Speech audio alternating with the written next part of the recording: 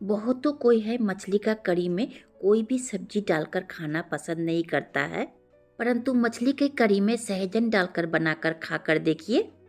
सिर्फ स्वादिष्ट ही नहीं लगेगा, चावल हो या रोटी एक मुट्ठी ज़्यादा खाइएगा। तो चलिए इसे बनाते हैं, झटपट बनकर तैयार होगा। प्लीज़ वीडियो को स्किप किए बगैर पूरा देखें। पसंद आए तो प्लीज़ लाइक शेयर करें। Welcome to Paul's recipe. Paul's recipe में मैं मंजू। इस स्वादिष्ट करी को बनाने के लिए बड़े साइज का रहू फिश लिए हैं। आप इसके जगह कोई भी बड़ा मछली ले सकते हैं।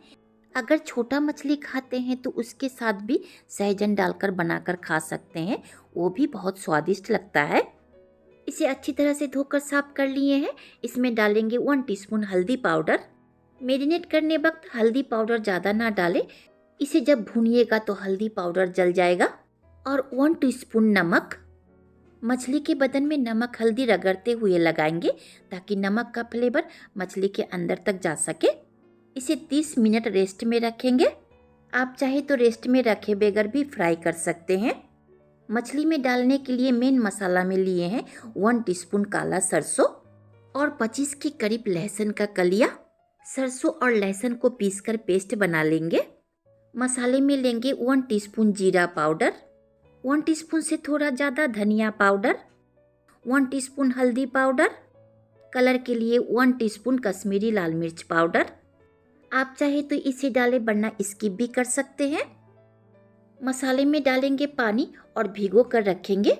इस मसाले में मिर्ची पाउडर नहीं डाले हैं, आप चाहे तो डाल सकते हैं।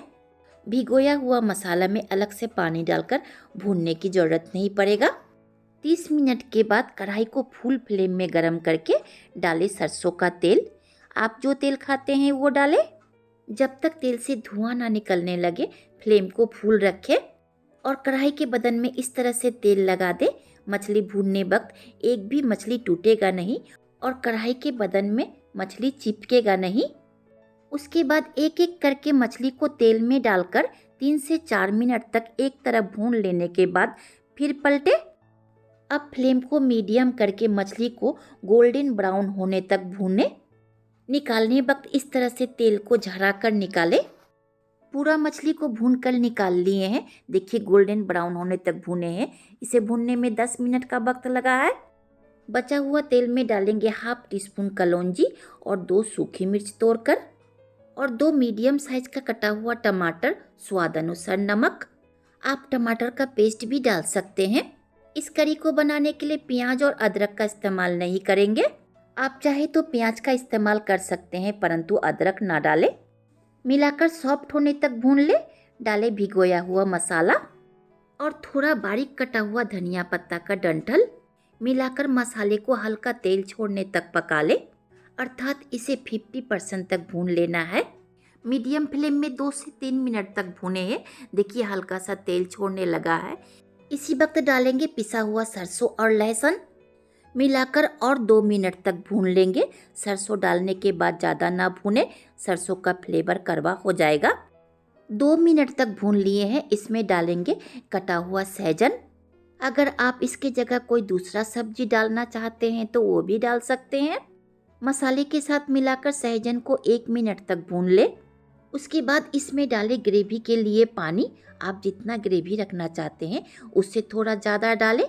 सहजन सीजने वक्त ग्रेवी थोड़ा सूखेगा। अच्छी तरह से मिलाकर इसे ढककर पकाएंगे सहजन पूरी तरह से सीजने तक। 4 से 5 मिनट के बाद ढक्कन को हटा देंगे। मिलाकर सहजन को चेक कर लेंगे सीझा है या नहीं। देखिए सहजन सीज चुका है। इस वक्त डालेंगे इसमें 1/2 टीस्पून गरम मसाला पाउडर, 1/4 टीस्पून काली मिर्च पाउडर। आप चाहे तो ये 2 मसाला मछली पकने के बाद भी डाल सकते हैं। तीखा के लिए चीरा लगाया हुआ मिर्ची, बारीक कटा हुआ धनिया पत्ता, भुना हुआ मछली। बारीक कटा हुआ धनिया पत्ता, चीरा लगाया हुआ मिर्ची मछली डालने के बाद भी डाल सकते हैं। मिलाकर इसे ढक कर पकाएं। 2 से 3 मिनट के बाद ढक्कन को हटा देंगे। अच्छी तरह से चलाकर ओवन को ऑफ करके कुछ देर ठंडा होने के लिए रखें। बनकर तैयार है मसालेदार सरसों और सहजन डाला हुआ रहू मछली का करी रेसिपी। आप इसे चावल या रोटी के साथ खाकर देखें, बहुत स्वादिष्ट लगेगा। खाए नहीं है तो एक बार इस तरह से बनाकर ज़रूर ट्राई करें। ये बरमसिया सहजन है, खाने में बहुत स्वादिष्ट लगेगा। बाजार में ये सहजन आपको इजीली मिल जाएगा। परोस लेने के बाद ऊपर से डाले बारीक कटा हुआ धनिया पत्ता, देखने और खाने दोनों में ही अच्छा लगेगा। पसंद आए तो लाइक शेयर सब्सक्राइब करें। वीडियो को अंत तक देखने के लिए धन्यवाद।